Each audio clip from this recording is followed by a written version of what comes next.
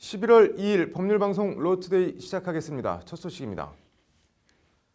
대한변호사협회가 로스쿨별 변호사 시험 합격자 수와 합격률 등의 정보를 공개하라며 법무부 장관을 상대로 낸 소송. 저희 법률방송이 지난 7월 단독 보도한 바 있는데요. 오늘 서울행정법원 1심 판결이 나왔습니다. 공개하라고 변협 손을 들어줬습니다. 이철규 기자의 단독 보도입니다. 지난 7월 17일 대한변호사협회가 법무부 장관을 상대로 제기한 정보공개 거부 처분 취소 소송 소장입니다. 2017년 변호사 시험 각 로스쿨별 응시자 수와 합격자 수, 합격률 등을 공개하라는 내용입니다. 한마디로 어떤 로스쿨이 어느 정도 변호사를 배출하는지 들여다보겠다는 겁니다. 법무부는 그간 로스쿨 서열화를 고착화시킬 수 있다는 이유를 들며 정보 공개를 거부해왔습니다. 도입부터 이렇게 서열화라든가 그런 거 방지하는 차원에서 이렇게 정해져서 좀 비공개로. 이에 대해 변협은 정보 비공개가 오히려 부정확한 정보에 기반한 잘못된 서열화를 고착화시키고 사법시험의 경우 대학별 합격자 수를 수십 년간 공개해왔는데 변호사 시험만 공개하지 않는 것은 말이 안 된다는 논리로 맞섰습니다. 법원은 오늘 법무부의 정보 비공개 처분은 이유 없다며 변협의 손을 들어줬습니다. 서울행정법원 13부는 오늘 선고 공판에서 법무부의 공개 거부 이유는 어떤 법적인 거부 처분 사유가 될 수 없다며 원고 승소 판결했습니다. 재판부는 정보가 공개될 경우 법무부 업무의 공정한 수행이나 연구, 개발에 현저한 지장을 초래한다고 인정할 만한 상당한 이유가 있다고 볼 수 없다고 판결 이유를 밝혔습니다. 정보 공개에 따른 로스쿨 서열화와 법무부의 변호사 시험 업무 방해 등은 아무런 근거가 없다는 것이 법원 판단입니다. 법무부에서는 이 합격자 수를 공개하는 것이 시험 업무에 방해가 된다라고 주장을 했으나 법무부 시험 업무하고는 전혀 무관한 대학원의 이 관련 문제일 수는 있지만 어떤 법적인 거부 처분 사유가 될 수 없기 때문에 법무부는 오늘 판결에 대해 법조단체 등과 상의해 항소 여부를 결정하겠다는 입장입니다. 변협은 이번 소송을 계기로 로스쿨 준비생에게 정확한 정보를 전달하는 한편 관련 정보가 공개되면 평가와 연구에 활용해 로스쿨 제도의 건전한 발전을 도모하겠다고 밝혔습니다. 법률방송 이철규입니다. 네, 박근혜 정부 문고리 3인방 안봉근 이재만 전 비서관, 국정원 특수활동비를 상납받은 혐의로 구속영장이 청구된 두 전 비서관들에 대한 법원 영장실질심사가 오늘 열렸습니다. 이재만 전 비서관은 검찰 조사에서 박근혜 전 대통령의 지시로 국정원 돈을 받았다고 진술한 것으로 전해졌습니다. 석대성 기자입니다. 포승줄에 묶여 영장실질심사를 받기 위해 법원에 들어서는 이재만, 안봉근 전 비서관의 표정은 착잡하면서도 딱딱하게 굳어 있었습니다. 이 전 비서관 등은 박근혜 정부가 출범한 2013년부터 국정농단 사건이 불거진 지난해 7월까지 매달 1억 원씩 총 40억 원가량의 국정원 특수활동비를 수수한 혐의입니다. 안봉근 전 비서관은 지난해 7월 국정농단 관련 보도가 터져 나오자 국정원에 안 되겠다, 당분간 돈 전달은 하지 말라고 했다고 진술한 것으로 전해졌습니다. 검찰은 이 전 비서관 등에 대해 특가법상 뇌물수수와 국고손실 혐의를 적용해 구속영장을 청구했습니다. 이재만 전 비서관은 검찰 조사에서 대통령의 지시에 따라 돈을 받았다, 대통령이 돈을 요구할 때 받아서 올려줬다고 진술한 것으로 알려졌습니다. 대통령의 지시에 따른 것으로 자신들은 책임이 없고 개인적으로 착복한 것도 아니라는 진술입니다. 오늘 영장실질심사에서도 이 전 비서관 등은 대통령의 국정운영 차원에서 자금을 집행한 것이며 위법하다는 인식은 하지 않았다는 취지로 뇌물 혐의를 부인한 것으로 전해졌습니다. 검찰은 국정원 특수활동비를 비자금으로 활용한 혐의로 박근혜 전 대통령 수사를 검토하는 한편 박근혜 정부 청와대 정무수석을 지낸 조윤선, 현규안 전 수석도 별도의 경로로 수천만 원의 국정원 특수활동비를 수수한 정황을 잡고 수사 중입니다. 검찰은 국정원의 특수활동비 상납이 국정원 차원에서 결정된 일인지 문고리 권력의 강요에 의해 이뤄진 일인지 등을 파악하기 위해 남재준, 이병기, 이병호 전 국정원장들을 소환해 조사할 방침입니다. 남 전 원장 등은 모두 특가법상 국고손실 등 혐의로 입건된 상태입니다. 법률방송 석대성입니다.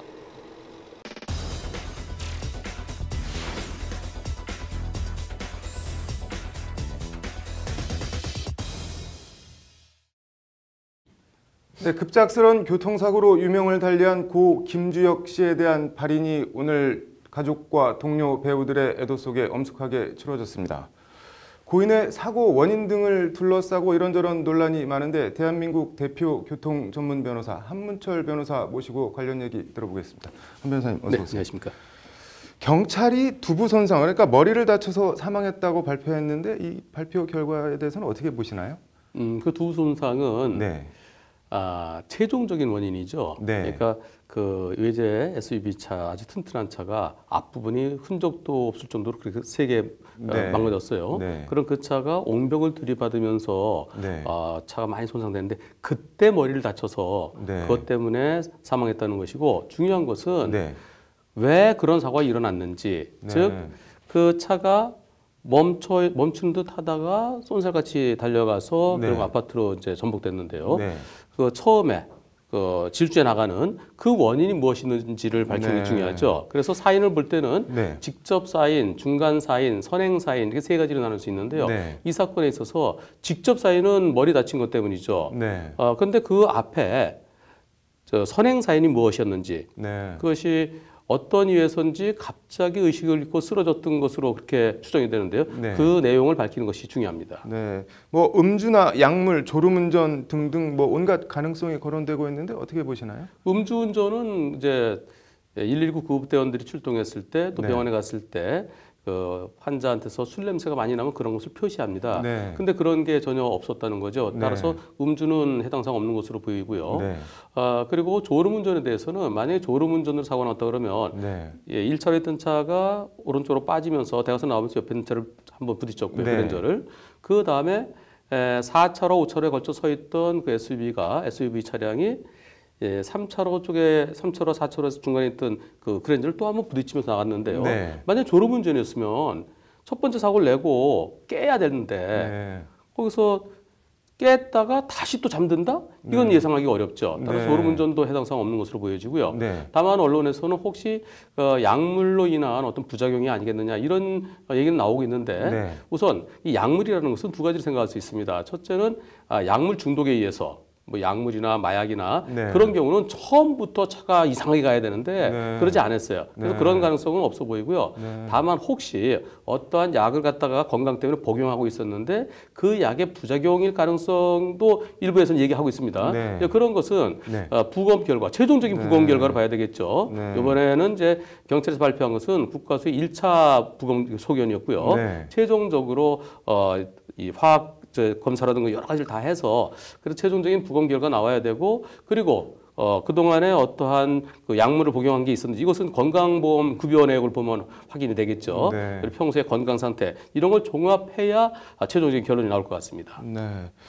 일단 김주혁 씨가 자동차에 대한 통제력을 잃은 거는 뭐 그건 확실해 보이는 거죠. 목격자 그 그랜저 운전자의 진술에 의하면은 차를 오른쪽으로 처음에 사고 낸 다음에 네. 차를 보통 사고 나면은 길 가장대로 네, 빼지 네, 않습니까? 네. 뺄 때 그때는 정상적이었는데 그런데 갑자기 가슴을 움켜쥐고서 이렇게 질주해 나왔다 네. 이런 진술이 있습니다. 네. 그래서 갑작스레 가슴을 움켜쥐었다는 것은 그것은 뭐 여러 가지 원인은 여러 가지 다양하게 이제 점쳐지는데요. 일단 1차 부검 결과에서는 심근경색은 아닌 걸로 나타났다는데요. 네. 하지만 심근경색 말고도 여러 가지 가능성이 있습니다. 네. 갑작스럽게 심장에 어떤 문제가 있든가 네. 부정맥이라든가 또는 저혈당 당뇨 환자들에게 있어서 갑자기 저혈당에서 쇼크가 올 수도 있고요. 네. 그와 같은 원인은 뭔지는 밝혀지지 않았지만은 본인이 내가 나를 통제할 수 없는 상태가 돼서 그냥 결국 내가 운전자이지만은 운전자 네. 없이 차가 달려가는 것과 마찬가지가 됐습니다. 궁금한 게 의식을 잃어가는 혹은 잃은 상황에서 그렇게 어떻게 보면 몸에 힘이 쭉 빠질 텐데 어떻게 이렇게 가속 페달을 강하게 지속적으로 밟을 수가 있었는지 그게 좀 궁금하거든요. 의식을 잃을 때 네. 그냥 쓰러지면 그 차가 멈추겠지만은 네. 쓰러지면서 순간적으로 몸이 경직이 올 수 있습니다. 네. 경직이 오는데 그때 발이 마침 엑셀레이터 위에 있는 상태에서 경직이 와서 세게 누르는 상태가 되면은 네. 그 상태로 못 움직이게 되니까 누르는 상태가 유지되고 그럼 차는 앞으로 나갈 수가 있는 거죠. 네. 뭐 마지막으로 안전 운전을 위해서 법률방송 시청자들께 한 말씀 부탁드립니다. 네. 운전에 있어서 제일 중요한 것은 네.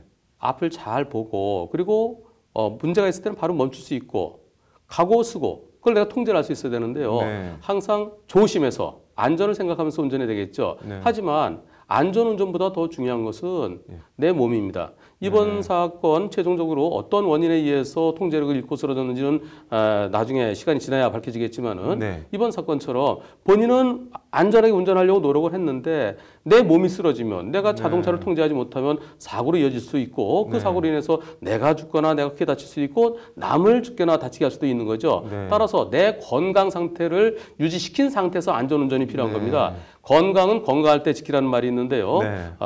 평소에 내 몸에 혹시 예를 들어서 그 당뇨 환자가 저혈당으로 쓰러지는 거, 그건 당뇨 환자가 스스로 알기 때문에 자기 통제를 하고 네. 그때마다 약을 복용하고 해야 되지만 그러나 건강하던 사람도 갑자기 쓰러질 수 있는 거죠. 네. 따라서 내가 건강하니 괜찮겠지가 아니라 특히 요즘처럼 이제 계절이 바뀔 때 이럴 네. 때는 나의 건강을 수시로 체크하는 것이 필요하겠습니다. 네, 뭐 건강할 때 챙기라 뭐 만고의 진리인 것 같습니다. 고 김기혁 씨 삼가 고인의 명복을 빌면서 뭐 편안하게 영면하시길 바라겠습니다. 한 변호사님 오늘 말씀 잘 들었습니다. 네, 고맙습니다.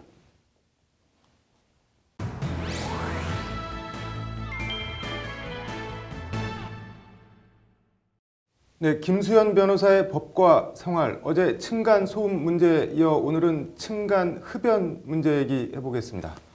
김 변호사님, 층간 흡연이라고 하는데 베란다에서 담배 핀다고 해도 어쨌든 자기 집인데 그게 뭐 법적으로 문제가 있거나 그런 거는 아니죠? 네, 그동안 국민건강증진법에 따라서 이 공동주택의 뭐 엘리베이터라든지 네. 지하주차장 그리고 공용 계단에서 흡연하는 행위에 대해서는 이제 공동주택을 금연구역으로 신청해 줄 것을 요청을 해서 이를 제재할 수 있었고 또 네. 만약에 이를 위반할 경우에는 과태료를 부과할 수 있었는데요. 네. 네, 세대 내부에서 말 그대로 내 집에서 내가 피우겠다는데 왜 간섭이냐라는 이유로 마땅한 규제 방법이 마련되어 있지 않았습니다. 네, 그럼 뭐 사실상 자기 마음대로 펴도 된다는 건데 피는 거야 뭐 피는 거라고 하더라도 그 연기가 뭐 윗집이나 옆집 다른 집으로 들어가는 것도 뭐 아무 문제가 없는 건가요? 네, 실제로 이런 층간 흡연의 문제로 인해서 분쟁이 많이 발생을 하고 있는데요. 네. 공동주택이라는 특성상 많은 세대가 밀집해서 생활을 하고 있고 또 그 세대 내에 아이나 노약자가 있는 경우에는 원치 않는 간접 흡연으로 인해서 건강이 침해될 우려가 있었기 때문에 네. 실제로 이런 분쟁이 많이 발생을 하고 있습니다. 네. 분쟁이 발생하면은 뭐 이게 어떻게 처리가 되나요? 네, 실제로 윗집이 아래층의 층간 흡연에 뭐 항의를 했다는 이유로 아래층 주민이 강한 독성의 소독제 용액을 그 위층에 열린 베란다 틈으로 살포를 해서 문제가 된 경우가 있었습니다. 네. 그리고 2014년부터 2016년까지 국민신문고에 접수된 민원 중 이제 층간 소음으로 인한 경우보다 층간 흡연으로 인한 민원이 네. 더 많았다고 합니다. 뭐 확실히 문제기는 문제인 것 같은데 이거 대처할 수 있는 방법이 뭐 별다르게 있나요?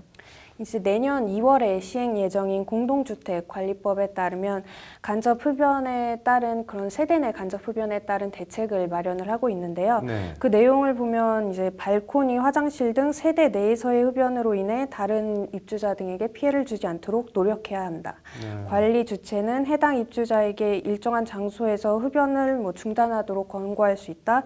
그리고 해당 입주자는 그 권고에 협조해야 한다. 입주자 등은 필요한 경우 간접 흡연에 따른 분쟁의 예방, 조정, 교육 등을 위해 자치적인 조직을 구성해서 운영할 수 있다. 이런 내용을 담고 있습니다. 네. 이에 따라 주민들이 문제를 해결하기 위해서 자치적인 조직을 구성을 해서 운영을 할 수 있는 방안이 실제적으로 마련이 된 상황인데요. 하지만 그 실효성에 대해서는 좀 논란이 있습니다. 네. 따라서 현실적으로 뭐 민사소송을 제기하거나 어떤 경찰에 신고해서 문제를 해결하는 것도 효과적인 방법이라고 볼 수 없기 때문에 네. 이를 효과적으로 해결할 수 있는 현실적인 규제 방법이 마련되어야 할 필요성이 있는 상황입니다. 네, 뭐 강제적으로 어떻게 처리를 하거나 대처할 수 있는 방법은 지금은 뭐 사실상 없다는 건데 어쨌든 더불어 같이 사는데 조금씩만 배려를 해줬으면 좋겠네요. 잘 들었습니다. 네, 이어서 법조계 소식 전해드리겠습니다. 법무부는 오늘 여름 법원 휴정기에 재판 일정이 잡히자 불만을 표시하며 법정에서 무단으로 자리를 비운 검사에 대해 품위 손상과 성실의무 위반 등을 이유로 감봉 2개월 징계 처분을 내렸다고 밝혔습니다. 의정부지검 고양지청 김모 검사는 지난 6월 의정부지법 고양지원에서 열린 살인미수 사건 재판에 참석했다가 재판부가 다음 재판 일정을 법원 휴정기인 7월 25일로 잡자 불만을 표시하고 휴정을 요청했다가 속개된 오전 재판에 출석하지 않았습니다. 한국소비자연맹 등은 진에어 항공편 지연 결항 피해자 69명을 모아 내일 서울중앙지법에 1인당 200만 원 집단 손해배상 청구 소송을 제기한다고 오늘 밝혔습니다. 이들은 지난 6월 1일 밤 베트남 다낭에서 출발 예정이던 진에어 항공편이 15시간 늦게 인천공항에 도착했으며 그 과정에서 대기 승객들의 공항 내 보호 의무를 준수하지 않았고 부정확하고 거짓된 정보를 제공했다고 주장했습니다. 법무부는 오늘 부산 여중생 폭행 사건 등의 재발 방지를 위해 청소년 상담사와 퇴직교사 등으로 구성된 명예보호관찰관 684명을 위촉했습니다. 민간 자원봉사자들로 구성된 이들은 전국 56개 보호관찰소와 연계해 매달 한 차례 이상 보호관찰 대상 청소년 상담 등 멘토 역할을 하게 됩니다. 법무부는 외국인 비자 연장 전 세금 체납 확인 제도를 전국 주요 출입국 관리사무소 16곳 등에서 시행한 결과 지난 9월 말 기준 총 92억 원의 체납액을 징수했다고 밝혔습니다. 외국인의 체납 세금 자진 납부를 위한 이 제도는 내년부터 전국 34개 모든 출입국 관리소로 확대됩니다.